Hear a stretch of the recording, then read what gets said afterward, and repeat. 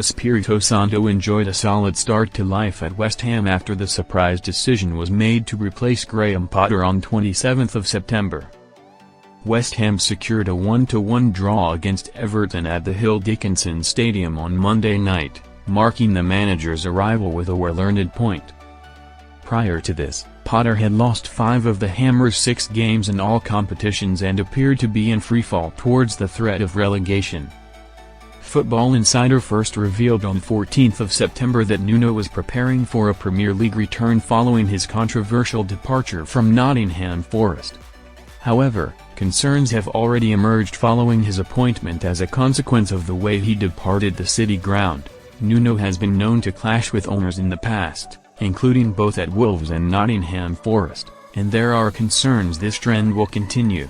That is according to former West Ham senior scout Mick Brown, who remains very well connected at his former clubs, as he exclusively told Football Insider that the boss won't last long if his recent history as well as the board's is anything to go by.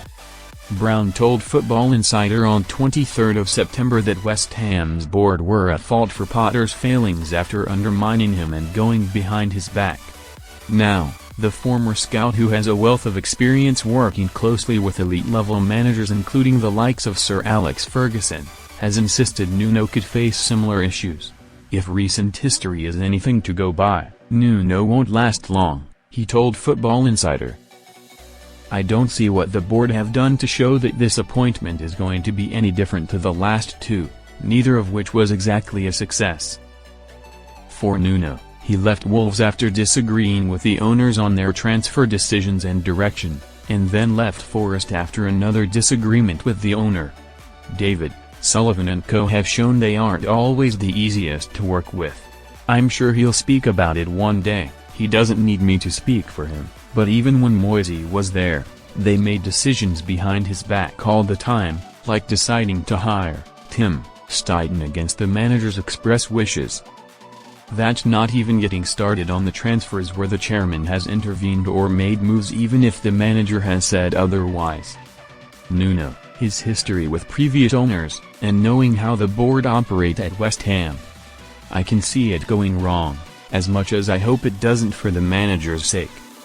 Brown is not the only one to make this claim, as Richard Keane suggested Nuno will regret taking charge at West Ham and will be abused by the ownership. West Ham fans continue plans to protest against the board.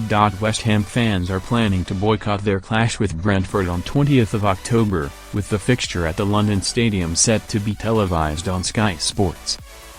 Similar protests took place ahead of their defeat at home to Crystal Palace, with crowds gathered outside the ground to voice their frustrations at the board. Meanwhile, during West Ham's 3-0 defeat to Spurs, the London Stadium was almost completely empty after just 70 minutes as fans made their displeasure clear. After issuing a letter of no confidence in the club hierarchy, the supporters are planning to step up their protests and are targeting their anger at the directors. There have been suggestions that Sullivan could be forced to sell his shares due to the unrest, as the managerial change is not expected to impact their plans.